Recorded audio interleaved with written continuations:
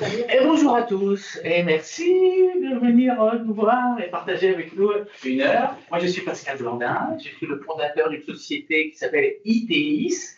ITIS, on est des spécialistes de la modernisation des patrimoines applicatifs. Avec moi, the famous one, Thierry Labruni, notre directeur technique, qui va faire la démonstration technique. On a aussi, bonjour, on a aussi avec nous Valérie, que peut-être certains d'entre vous connaissent, puisque c'est notre responsable marketing. Et puis, elle est toujours excellente dans tous nos meetings web. On organise un événement qui s'appelle le I Believe, et donc qu'elle organise. Et elle est aussi au centre de l'animation, des tables rondes et tout ça. Il y a Queen SQL et Queen Marketing. Avec nous, Birgitta. Allez, on a déjà fait. Et donc là, on se fait ce défi, en fait, de passer par les différentes étapes de modernisation des applications IBMI et de le faire en live. Alors, on n'a pas pris vraiment le gros patrimoine de Richebourg, hein, par exemple. On n'a pas pris 1000 programmes et 600 tables. Hein. On part d'une petite application que Thierry va vous présenter. OK, voilà, c'est ça le défi, entre guillemets, de faire ça en une heure. OK, donc nous, on se focalise sur ce qu'on appelle votre patrimoine applicatif, hein, c'est-à-dire c'est ces milliers d'objets historiques dont certains, des fois, ont été développés il y a 25, 30, jusqu'à 35 ans. Hein, on trouve des choses qui remontent loin dans le temps. Et donc, voilà, donc nous ne sommes pas éditeurs de ces solutions, nous sommes importateurs et intégrateurs de solutions techniques, de l'outillage en fait, qui va nous aider à faire ces travaux de modernisation. Bien sûr, quand on aborde la modernisation, je sais pas, d'une grange, quand on veut en faire un loft, eh ben, on va certainement avoir un certain nombre d'outillages qui vont nous aider à faire ça. Ben, nous, c'est notre cas. Donc, on n'édite pas les logiciels qu'on utilise, on utilise de l'outillage qui vient du Canada, avec les outils de Fresh Solutions, et puis qui vient aussi des États-Unis, qui vient aussi des Pays-Bas, hein, de Hollande.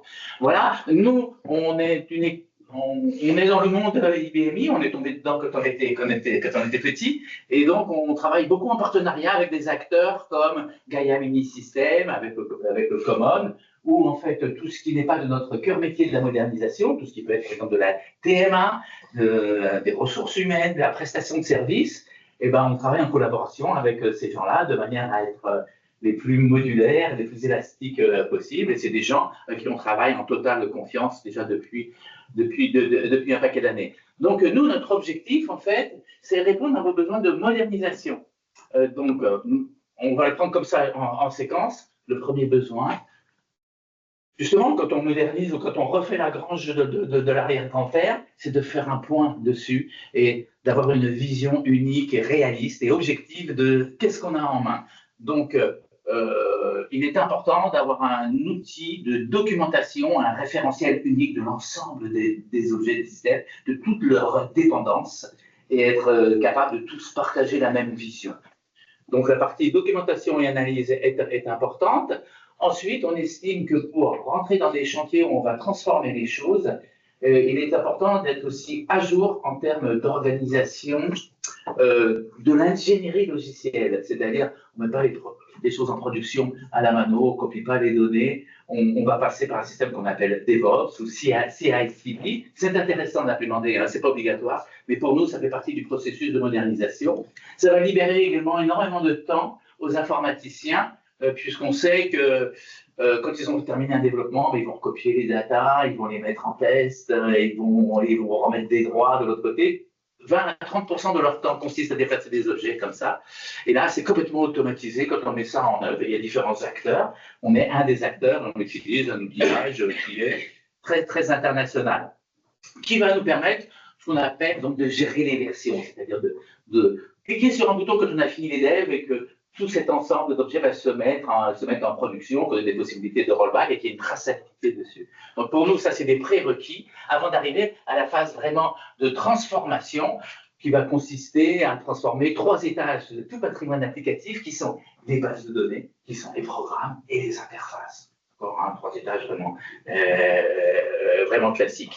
Et au final, on va avoir la possibilité de gérer la base de données de manière optimale. On parle donc de gouvernance de la base de données avec des possibilités d'extraction, de modèles réduits, avec des possibilités d'anonymisation et puis de gestion intelligente et performante. Ok, voilà la démarche. Donc on fait ça nous depuis 15 ans. On va trouver parmi nos clients, certains sont ici, ils ne sont même pas cités ici. À Flelou, ben non. Oh, voilà. Le slide n'est pas là. Donc voilà, on trouve des noms connus et puis des noms aussi moins connus. On sait qu'il y a beaucoup dans le B2B de gens qui utilisent la plateforme PMI. Ok, alors voilà, en introduction, c'est ça. Vous avez un patrimoine applicatif, ben, il est super, il est intéressant parce qu'il a des forces, il est assez agile, c'est-à-dire que vous avez des informaticiens qui sont susceptibles d'intervenir dessus et donc de répondre assez vite à des besoins métiers. Vous avez vos propres développeurs internes et puis vous avez capitalisé de la valeur qui est toute la valeur du métier en fait, de l'entreprise dans ce système. Ça, c'est ses forces.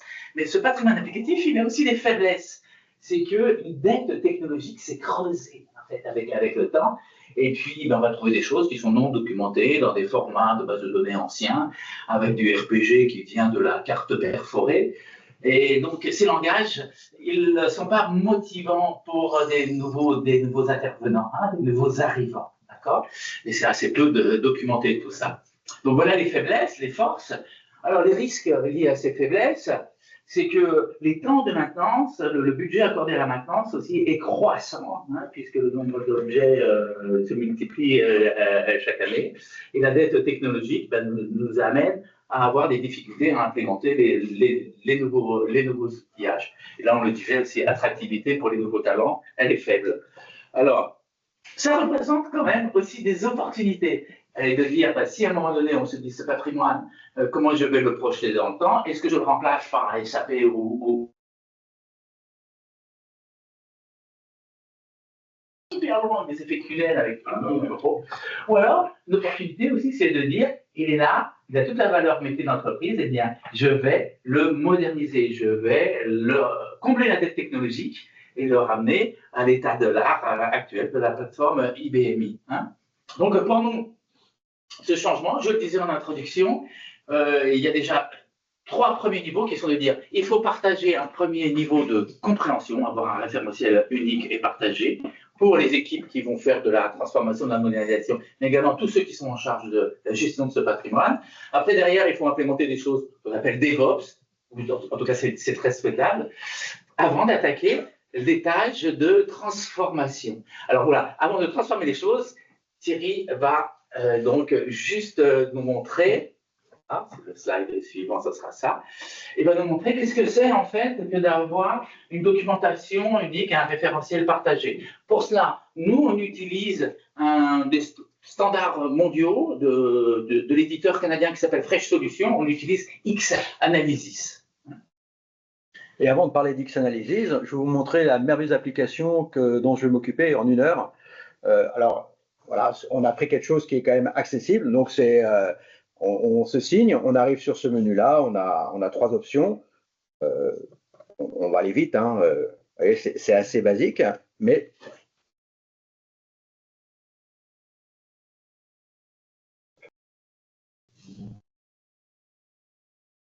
voilà, bon, très bien. Et puis, il y a la deuxième option sur laquelle on passera un tout petit peu plus de temps. C'est là-dessus qu'on fera la modélisation de la base de données et du programme. Voilà, donc très simple. OK. Voilà. Donc, voilà ce qu'on avait à voir. Maintenant, on va voir comment cette application est vue au travers de X-Analysis. Donc, X-Analysis, comme Pascal l'a dit, c'est un référentiel. Un référentiel est constitué de métadonnées fournies par l'IBMI. D'accord, toutes les commandes que vous connaissez, que vous utilisez sûrement de manière éparse, des SPDBR, des SPFFD, des SPPGMRef, etc., des SPOBJD, bref. Voilà, donc premièrement, il fait ça, et deuxièmement, il compile ça avec les sources. Et il en fait effectivement une base de données qui doit être efficiente pour donner à voir quelque chose de pertinent pour vous et d'utilisable. Donc là, le référentiel a été constitué. On voit qu'il y en a plein d'autres. Donc nous, on va se concentrer sur celui-là. Et on va aller voir tous les objets de ce référentiel-là. Vous allez voir que, voilà. Donc là, ça va assez vite parce qu'il y a peu d'objets, mais ça va aussi très vite, même quand il y a beaucoup d'objets. Donc le menu qu'on a vu, c'était, je vous le remontre, je reviens au départ. Voilà, il s'appelle pot menu. Je le savais un petit peu, mais ça, je vous le montre. Donc je vais partir sur pot menu et je vais lui dire, ben, montre-moi de pot menu tout ce que tu peux. Alors là, en l'occurrence, il y a 3 options. S'il y en aurait plus, ben, on les verrait. Et on retrouve nos 3 options présentes ici. Et si on fait un focus sur une option, d'accord, on voudrait voir effectivement à partir de cette option quels sont tous les programmes appelés. Non obstruant. Voilà. Donc là, on va avoir les piles complètes de toutes les branches possibles. Donc si je zoome, voilà. Donc on est parti de démo FR et on voit tous les programmes qui peuvent s'enchaîner, d'accord, en fonction de ce qui est à l'intérieur. Donc ça, c'est une première visualisation. Moi, celle-là, je l'aime beaucoup. Pascal lui préfère celle-là. Pas de problème. Donc on va lui donner à voir. Elle est bien aussi. J'ai dit celle-là. Diagramme de structure. Merci. Voilà. Donc, c'est la même chose, sauf qu'elle est présentée différemment, mais il y a des petites options qui sont assez sympathiques. La possibilité notamment de visualiser les tables par programme, d'accord? Et vous avez des codes couleurs qui vous permettent de savoir si la table est accédée en lecture ou en écriture. Donc, quand c'est vert, pâle, c'est à lecture.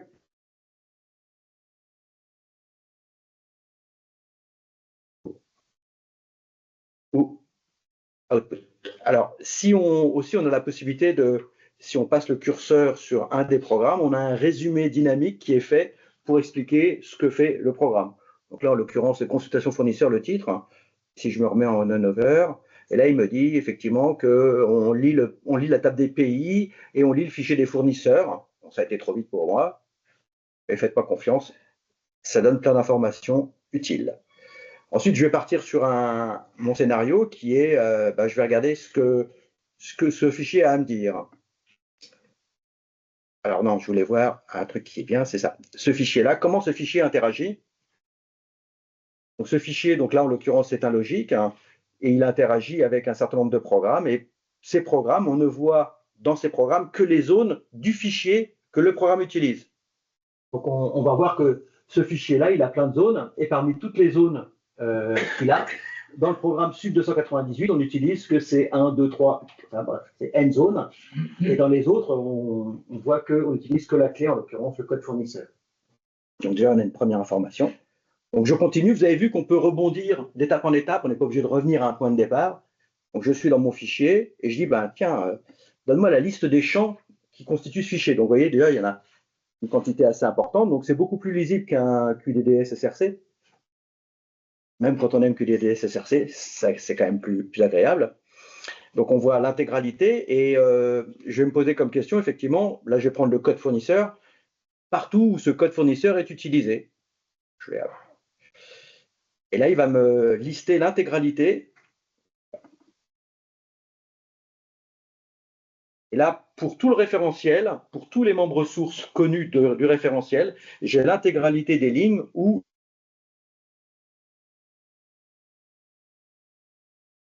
des fois il est un peu plus malin, c'est-à-dire qu'il est même capable de, là on fait, c'est un refield sur CI, effectivement, et donc du coup cette zone-là est considérée comme une zone CI. Et si on fait une dérivation, c'est-à-dire que si on fait un eval ou un move de la zone CI dans une zone intermédiaire, on a la possibilité de le tracer aussi et d'aller voir première dérivation, deuxième dérivation jusqu'à n dérivation, qui permet effectivement d'avoir comme ça un champ complet de connaissance des usages. On peut avoir, je vais vous le faire parce que c'est quand même assez sympa. Là, on a 420 lignes, d'accord, 420 lignes qui sont déclinées par programme. Et ben je lui ai demandé, fais-moi la synthèse de ces 420 lignes pour avoir juste la liste des programmes. Voilà. Et donc là, on a 64 programmes et il vous dit pour chaque programme le nombre de fois où on a la l'itération de CI. Donc du coup, là, on a carrément, par exemple, si on doit faire une modification sur la zone CI, on a carrément notre champ d'application. Un autre point que je voulais mettre en lumière, c'est pas celui-là. Ça, c'est quelque chose que je trouve super intéressant à chaque fois. C'est que c'est ce qu'on appelle, enfin, c'est ce que l'outil appelle les règles consolidées. L'idée, c'est de dire pour chaque colonne, chaque zone de fichier, partout où cette zone est conditionnée. Donc, il y a un if, un case, un do, quoi que ce soit. D'accord? Alors, la plupart là, des informations que l'on a sont, je dirais, tout à fait standards et de bonne aloi. Par contre, là, on voit qu'on a sur cette zone-là, déjà, elle s'appelle TXNOR. Donc, TXNOR, c'est assez abscon, hein. Donc là, il nous dit, il traduit TXNOR avec son libellé, il nous dit le taux de marge. Et là, on voit qu'on a un taux de marge qui est conditionné par une valeur en dur. Ça peut être intéressant de voir pourquoi on fait ça. Ça peut interpeller. Donc, ça pourrait être la possibilité aussi, s'il y a des conditions qui peuvent être mutualisées, de faire des programmes de service qui gèrent ça. Et on a vraiment l'analyse pour l'intégralité de toutes les zones. Je court-circuite. Donc, du coup, je ne fais pas les heures d'application. Vous avez noté, hein? À toi. Ok, donc allez, un schéma. Tout patrimoine applicatif est constitué d'un étage base de données, d'un étage traitement et d'un étage interface. L'étage base de données, traditionnellement, il est en DDS, même si certains ont déjà fait quelques tables. 52-50. Alors, bien sûr, tout le monde a plus ou moins évolué sur chacun de ces étages. En tout cas, l'idée, c'est de dire, quand on modernise, c'est de faire avancer dans un état modernisé, puis aussi, à terme, dans un état réécrit, ou en tout cas partiellement réécrit. Et donc, on a la possibilité, sur une base de données DDS existante, même s'il y a des bouts de SQL qui sont dedans, de se dire, je prends une photo de ça, un logiciel qui s'appelle Xcase va nous permettre de recréer la base dans un environnement de test avec des structures SQL, avec des noms, avec tout un ensemble de choses intéressantes et modernes. Il va vérifier la qualité des données qui sont dedans, si elles sont transposables en SQL. Et puis, on va avoir cette formidable opportunité, un dimanche matin, on a fait des tests au préalable, de copier les données dans cette nouvelle base de données qui va venir remplacer la base de données historique et qui, dès le lundi matin, sera utilisée par 1000 utilisateurs. On aura vraiment changé tout le plancher, mais il n'y aura pas eu d'impact et de recompilation sur le traitement. C'est une méthode qui s'appelle Surrogate que IBM Rochester propose et qui est implémentée dans ce logiciel. Donc, on a beaucoup d'expérience en ce sens. Et Thierry, tu peux nous montrer comment ça marche? Encore? Oui. OK. Donc, je vais revenir sur l'application pour vous montrer.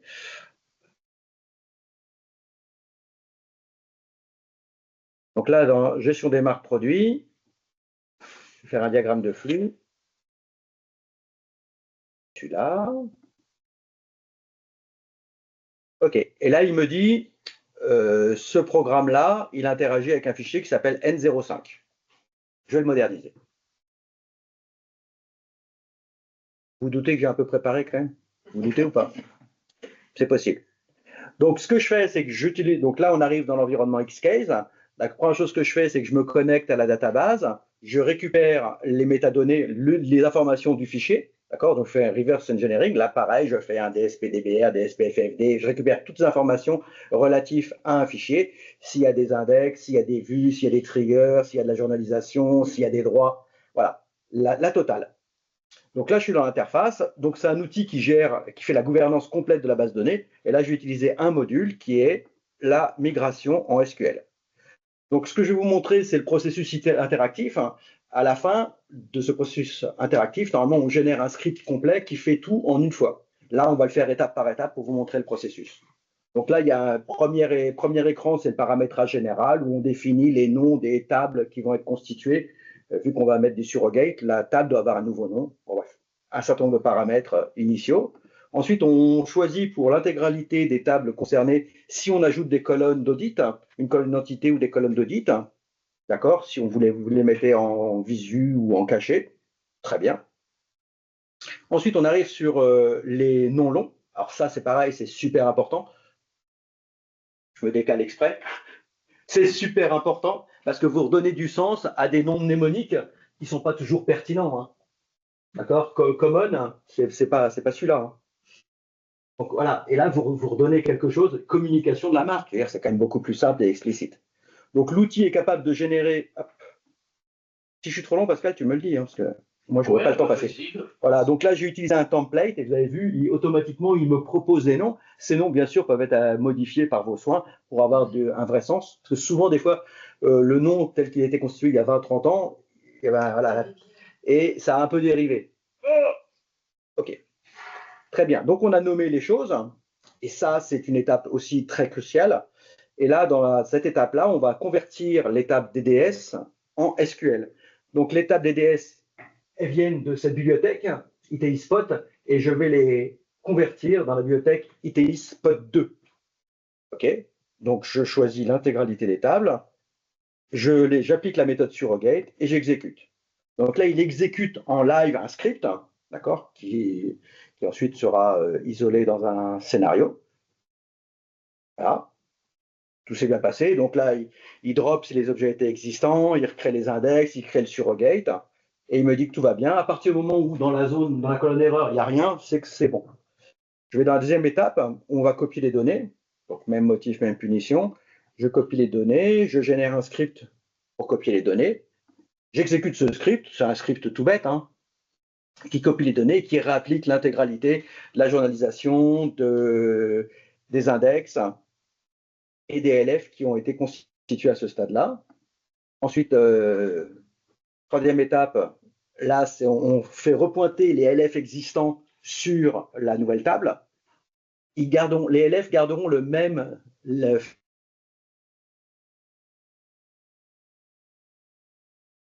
Pas de recompile. Pas de recompile. Et la magie, c'est une magie IBM. Hein. Ça, c'est pas mal. Ça. La magie, c'est la technique du surrogate. Hein. Donc là, reconnecting, du coup, on a l'air bête. Et non, ça se reconnecte.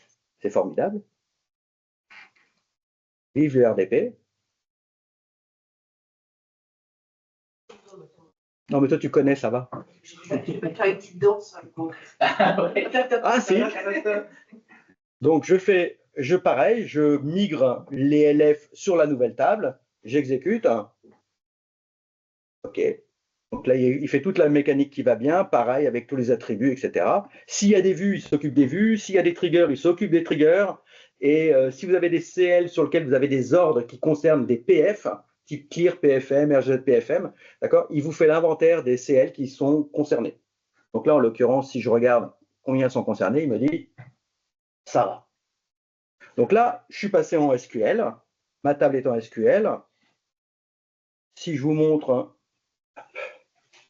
voilà le résultat. Donc là, je suis dans ITI Spot 2, d'accord, paramètres des marques, et on se retrouve avec un LF qui est le N05. Le N05, c'était l'ancien PF. Maintenant, c'est un surrogate. Et on a un LF qui est le N0500 qui pointe sur la table que vous voyez en premier. Et d'ailleurs, il a rajouté un trigger en plus. OK. Maintenant, on va vérifier si effectivement, donc on fait un change curlib. Donc on met la bibliothèque ITI.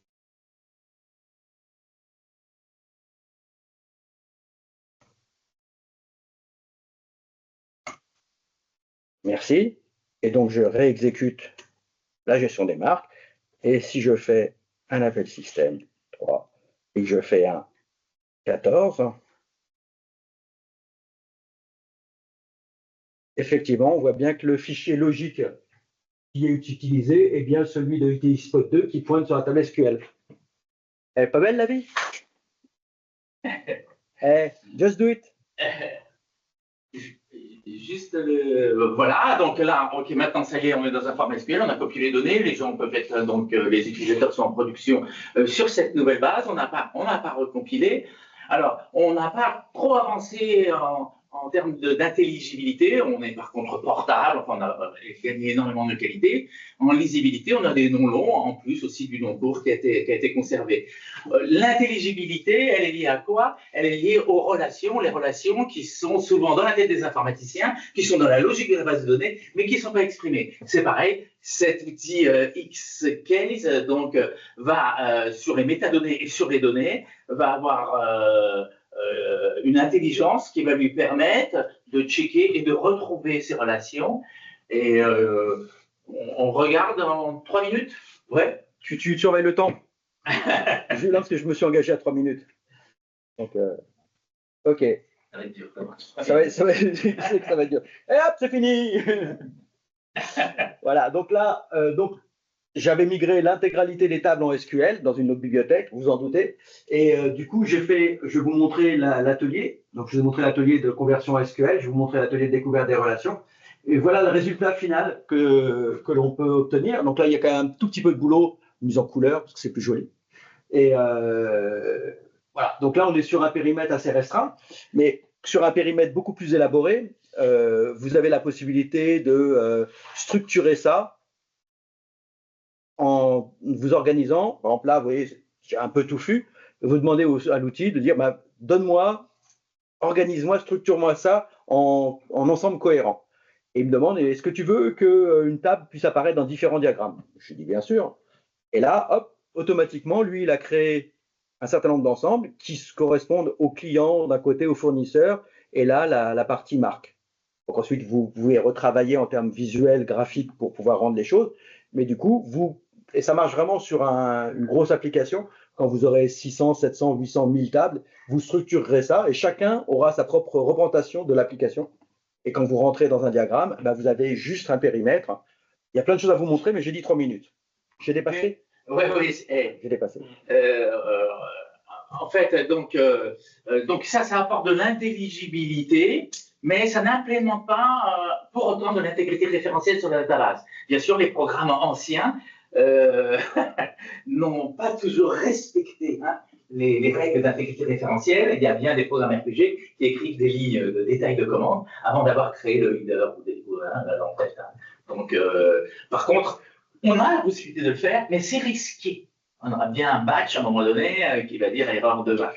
Donc pour le moment, on a cette intelligence qui est là, mais elle va quand même également vachement nous servir, par exemple, pour générer des jeux de data restreints et de dire tiens, pour mes développeurs, les clients A, B, C sont suffisants parce qu'ils représentent la complexité de notre métier. Et donc à ce moment-là, on va pouvoir générer une base pour les développeurs qui sera constituée uniquement des clients A, B, C, mais également avec tous leurs parents, leurs grands-parents, tous leurs enfants, les petits-enfants, et ainsi de suite. Donc, elle fait elle a une taille 100 fois inférieure à la base de prod, mais elle est représentative donc, du système. Bon, allez, plein de possibilités comme ça. Et donc, notre base de données, là, voilà, modernisée. Le deuxième étage, c'est la partie des traitements interactif ou transactionnel. Donc, nous, on traite là le cas du RPG. Et le RPG, qu'est-ce que c'est qu'un RPG moderne? On ne va pas le transformer comme ça en Angular ou que sais-je. Un RPG moderne, c'est donc du RPG free. Encore? Mais je n'arrête pas. Hop. Donc, en entrée, on prend un RPG 3 ou un RPG 4. On est dans RDI, on clique droit. Tu veux le voir en format RPG free. Et donc, la conversion s'opère. On utilise, nous, un soft qui vient de Fortran, les Américains, Fortran, qui s'appelle RPG Toolbox. Et puis, c'est une solution tactique, c'est pas stratégique. Mais en tout cas, on peut donner à voir dans notre patrimoine toute la bibliothèque ou un programme en particulier en RPG free. OK, donc là,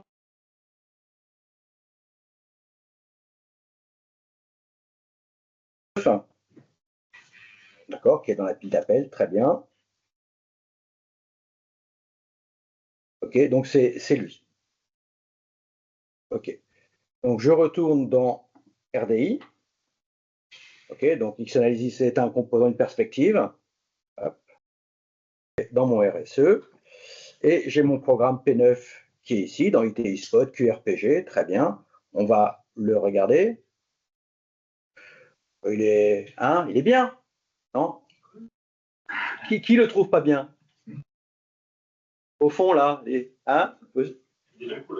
puis les jeunes là, d'OCC, là, ils travaillent sur RPG Free. Donc ça pique, ça pique, ça fait mal aux yeux. On est d'accord, ok. Bon, bref, il est comme ça, il fonctionne. Donc l'idée, c'est effectivement, on va utiliser cet outil-là. Il n'y a pas de problème. Donc on passe dans RPG, donc on va le faire en brut. Il y a la possibilité bien sûr de gérer les paramétrages. Là, on va le faire à la dure. Il nous dit OK, je vais créer un programme qui s'appellera un source qui aura le même nom, que je mettrai dans un autre membre source, dans la bibliothèque de développement, et avec le même nom, s'il existe, je le kill. Je le convertis, et là il me dit good job. J'ai rien fait en même temps. Donc du coup, je vais jeter un œil, à voir à quoi il ressemble. Et après, on va le compiler quand même. Ah, il est un petit peu différent. Hein. Bon, il n'est pas foufou. Hein. En fait, il n'a plus rien à voir. Hop. Voilà. Donc, on a ça et après, on a ça. Vous pouvez bien sûr l'intégrer dans un processus de DevOps. Hein, c'est-à-dire quand vous avez, lui, il regarde, si c'est du RPG, il vous le convertit automatiquement, ce qui fait que vous ne voyez même pas la conversion. Il y a des clients qui font ça, c'est quand même assez pratique. Ce qui fait qu'ils migrent automatiquement chaque maintenance, ils migrent en RPG. Free. OK. Très bien. J'ai mon programme RPG Free. Je fais clic droit, je compile et on va voir si ça marche. Vraiment, ça marche. Hein. Je vais tester tout à l'heure, ça marche. La compilation se passe bien. Tutti bene. OK. Tutto bene, pardon. OK. Et maintenant, je vais aller jouer. Donc, je vais faire mon... Hop, je prends ma bibliothèque Itoi Spot D. On est d'accord? C'est pour voir si vous suivez. Hein. Je réexécute et je vais vérifier lequel est joué. Et c'est bien le P9 qui est donc en free. Et donc, au même titre que le passage DBS SQL, on est passé en free. Bravo, bravo, bravo, bravo. Ok.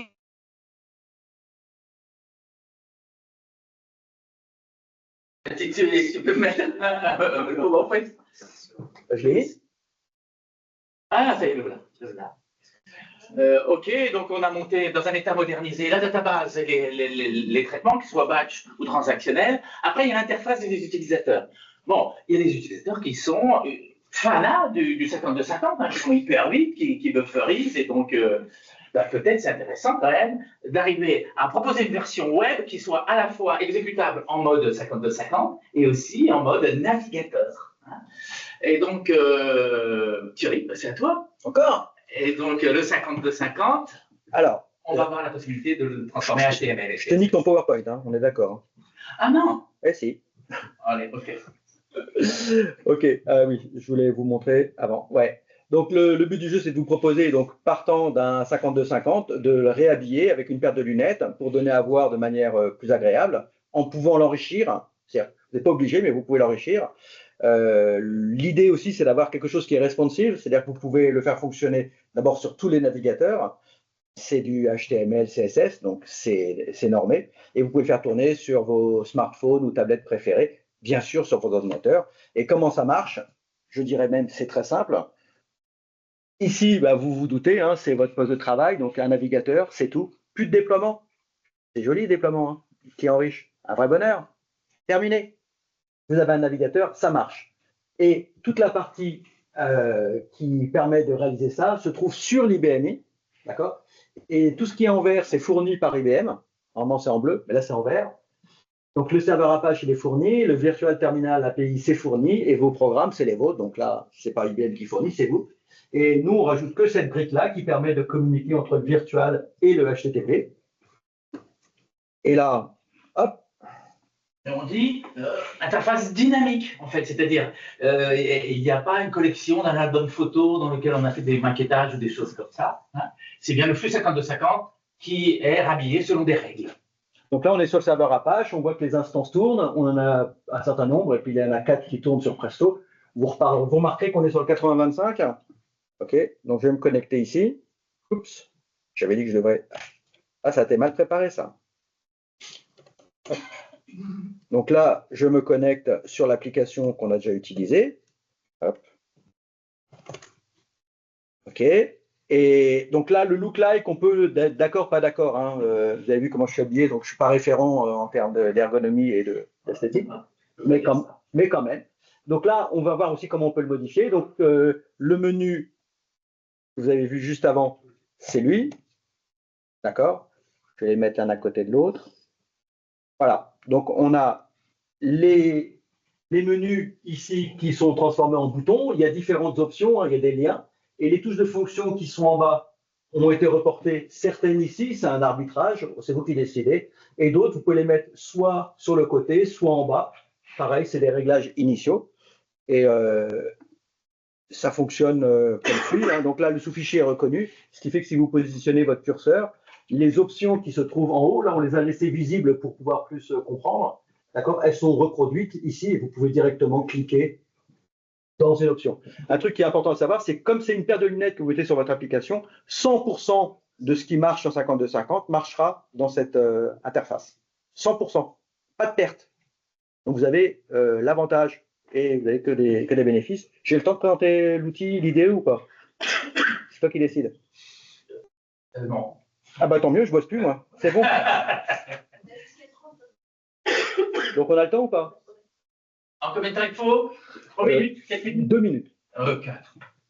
4. You're too kind. Donc l'IDE, c'est celui-là. Alors non, je me suis trompé, c'était celui-là, il est là. Donc là, on est dans ce que l'on met en œuvre.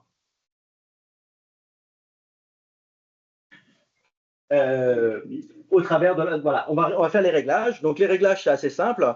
Donc vous pouvez changer le look and feel très facilement. Donc je vais prendre Toyota par exemple.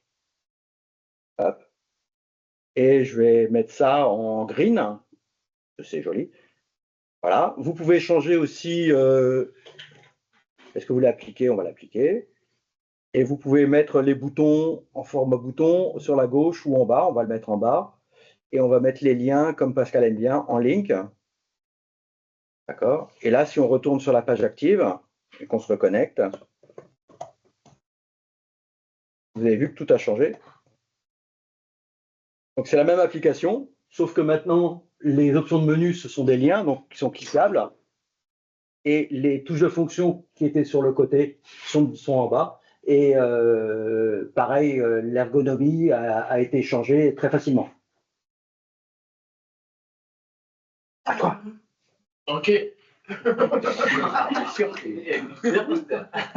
Attends, du coup, j'ai niqué ta présentation, j'y retourne. Et donc, ce qui nous amène, donc, ok, voilà, avec des applications qui fonctionnent dans un environnement web.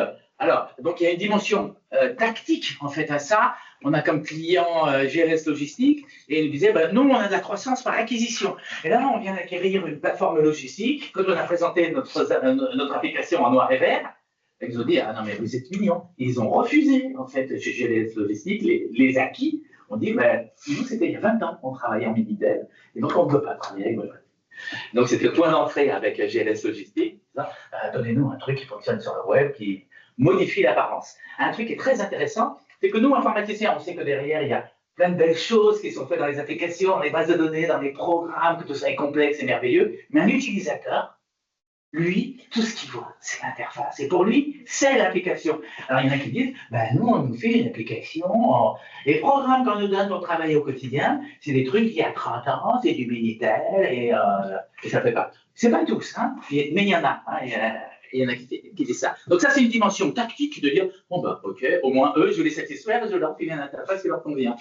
Il y a une dimension également stratégique, c'est que on ne va pas pouvoir, à partir du RPG qui a été développé il y a 30 ans, fabriquer automatiquement des transactions en Java ou en PHP ou en Angular qui vont couvrir le métier, qui vont faire des merveilles et ajouter beaucoup de choses pour la productivité de l'utilisateur.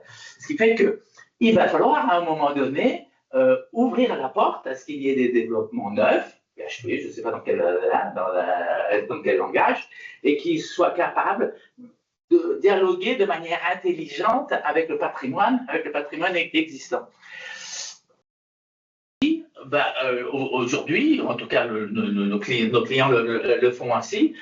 Ils le font en fait à travers, d'une part, la constitution de couches API ou web services qui vont ouvrir le dialogue avec des choses nouvelles. Il faut savoir que les chiffres, c'est 80. L'utilisateur passe 80% de son temps sur 20% des programmes. C'est-à-dire qu'il ne faut pas raisonner de manière globale en disant j'ai 1000 écrans dans mon application, il me faut un jour par écran, je vais tout réécrire. Non, c'est pas comme ça qu'il faut raisonner. En fait, il faut raisonner sur quelles sont les transactions de valeur ajoutée pour le métier, et celles-là, je vais les repenser avec des gens qui vont.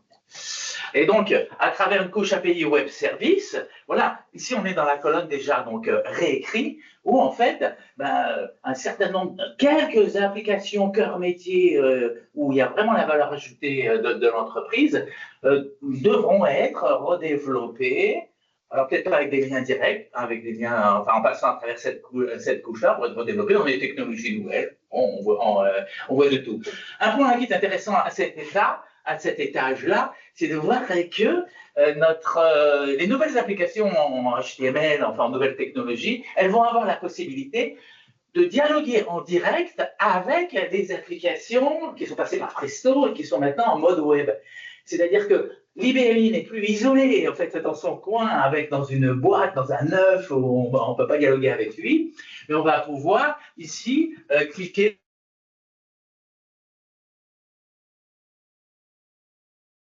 En fait, un programme existant, peut-être la maintenance des clients. On l'a vu ça chez les assurances moto vertes, où en fait, ils ont une CRM, Salesforce, dans laquelle on a la possibilité de créer des boutons. Et puis les gens, ils font du phone, ils veulent vendre, en plus de l'assurance, ils veulent vendre de la banque ou je sais quoi. Et les clients disent, ah tiens, en fait, notez, j'ai changé d'adresse, j'ai déménagé. La possibilité, ce serait quoi? D'aller sur une session de 50, d'aller se balader, et de remonter tout et d'aller la modifier de l'autre côté. Sauf que là, on va pouvoir rajouter un bouton qui va directement appeler l'écran de maintenance client sur le client par tension sur lequel on est. Donc il y a des scripts comme ça qui s'exécutent, qui ouvrent la session, qui vont directement sur le bon écran et sur la bonne data. Donc, ok, c'est intelligent, ça c'est plus donc stratégique que tactique. En tout cas, on passe par cette phase-là, donc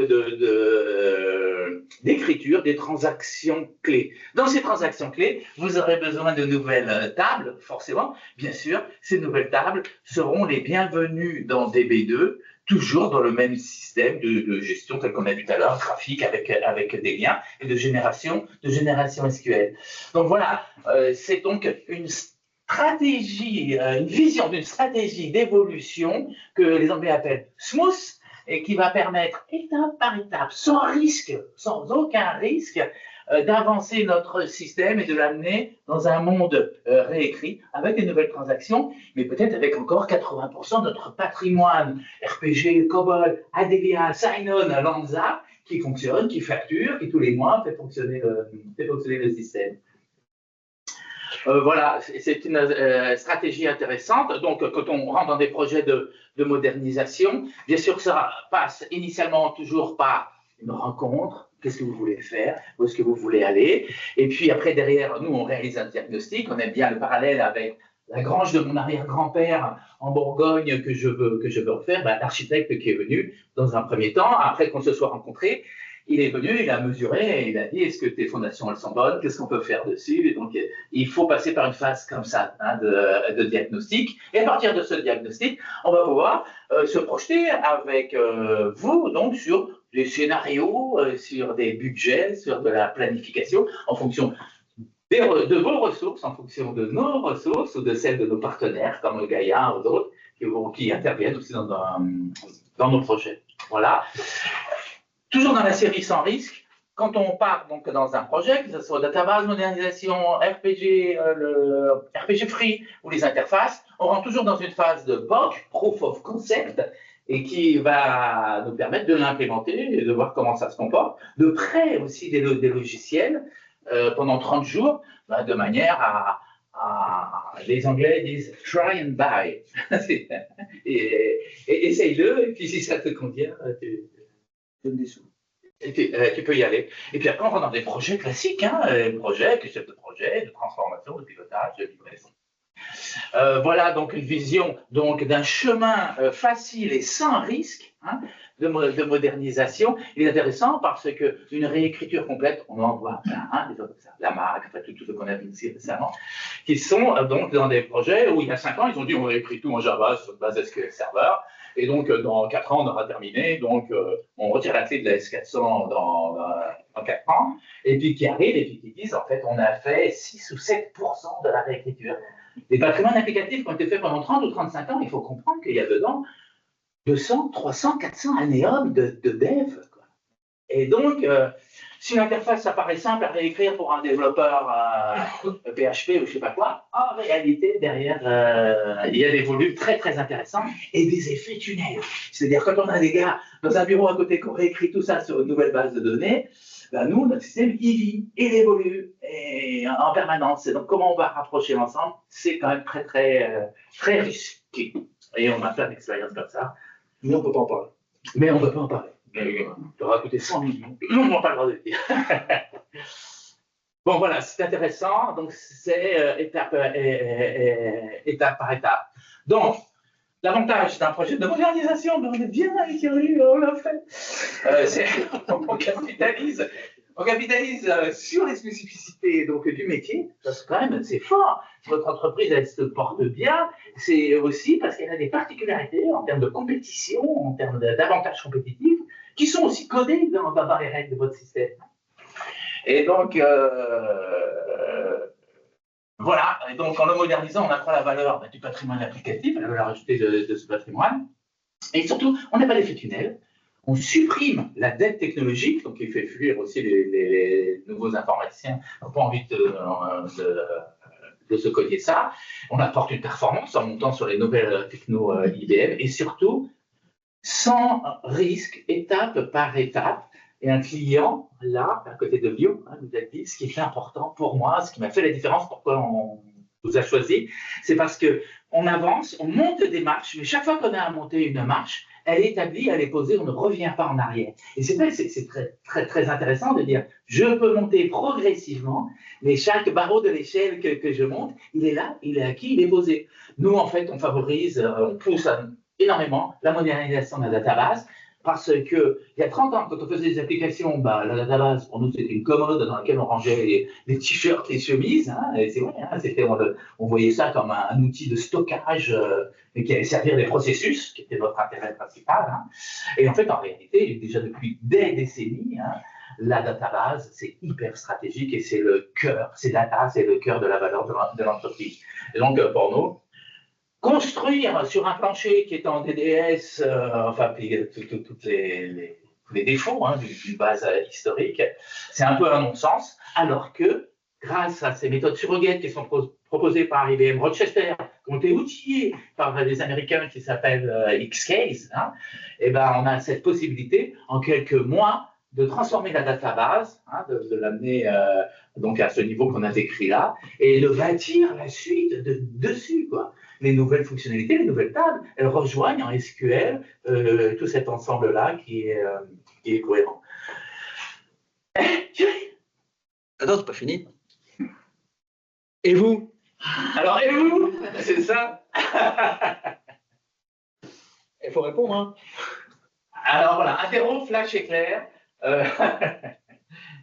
Et vous, donc, quelles sont vos questions et comment vous réagissez par rapport à des stratégies comme ça C'est intéressant, c'est sûr que c'est intéressant. Moi, j'ai pas la main sur le budget, donc je peux pas donner des noms. Dire que des noms. Je suis chez STC France. Non, mais je suis pas parlé de la personne qui a la main sur le budget. C'est le DSI. Ouais. Elle vous lui montrer ça? Oui, je vais montrer. Attends que c'est enregistré. En même temps, c'est des projets avec un budget, entre guillemets, relativement ridicule par rapport au coût annuel de l'informatique. Voilà, c'est quand même très faible. Il faut y consacrer du temps, de l'intérêt, des ressources, il faut avancer step by step. Mais si on fait ça, si on continue sur la pente actuelle, bien sûr, à un moment donné, l'écart sera trop grand. Merci à IBM aussi, quand même, par rapport à Windows et d'autres plateformes, de garder une compatibilité ascendante. On a encore des clients, on a découvert cette année, en système 36. Ah, Non, 34. Ouais, S34, S36. 1980. L'application, des bouts d'application datent de 1980. Et ça marche. Donc merci IBM. 1980. Windows, tous les 10 ans, 7 ans en moyenne.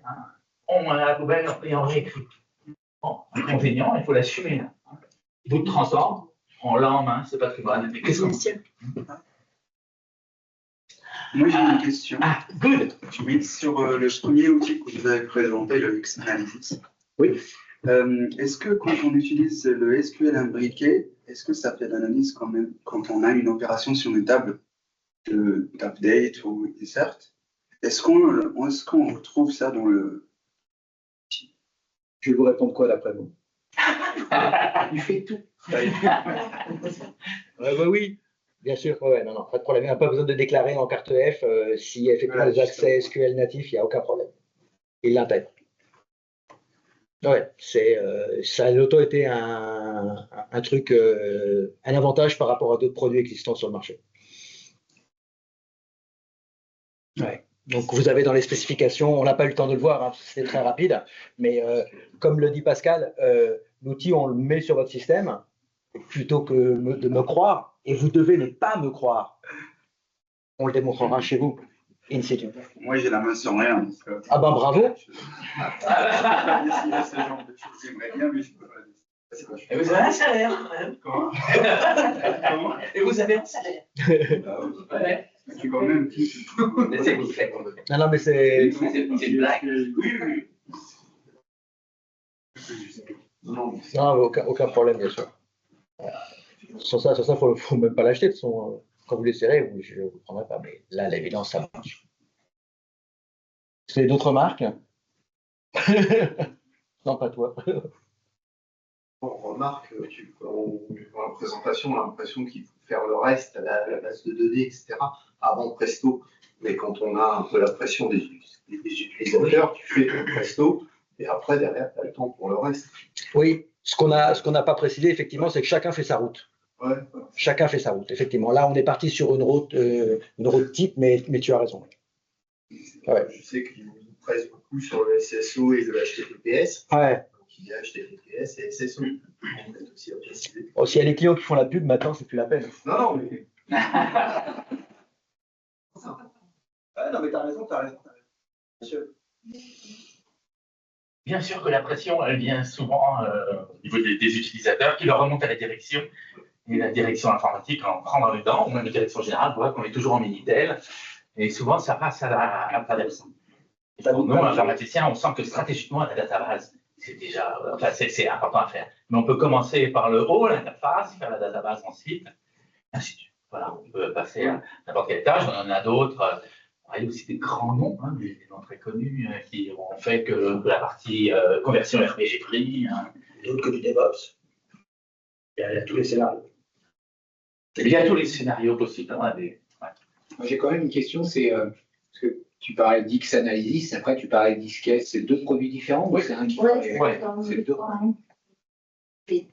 Mais Xcase, il faut avoir X Analysis. Non, je reçois ça.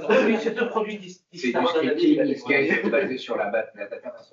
Xcase, c'est database. D'accord. Xcase, depuis 30 ans, ces Américains, ils s'occupent de bases SQL, de bases Sybase, de Oracle, tu vois. Et puis, il y a 10 ou 15 ans, ils ont vu les Gaulois qui prennent une base de données qui est en DDS, quoi. Et ils ont dit, ouais, écoute, nous, on est des experts SQL. Eh ben, on va leur tirer la main et on va les monter chez nous. C'est intéressant parce que souvent il y a des éditeurs qui sont de culture AS400, IBMI, et donc qui font des moteurs de conversion de DDS à SQL. Mais on a eu le cas chez Geodis, IBM même, qui nous avait mis en relation avec eux.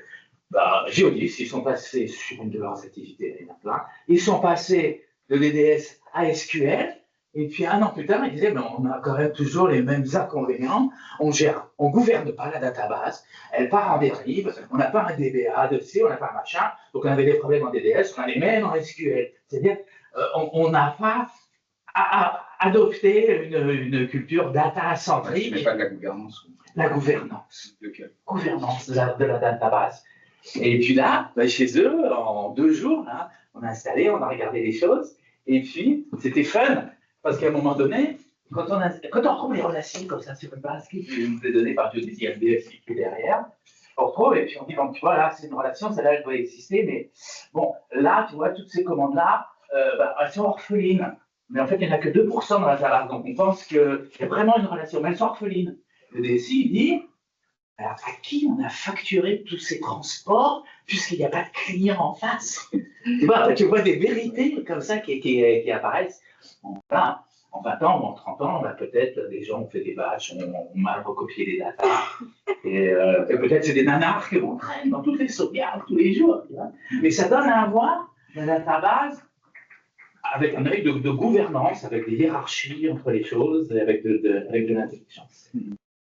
Yeah. Other question? Yeah. On a fait le time. Alors, veuillez me virer mon slide parce qu'il y avait marqué I, thank you. Et ça, j'aime beaucoup. Je trouve ça, c'est le clou. Ah, yes, IBMI. Bon, ok, si vous avez des questions, merci beaucoup.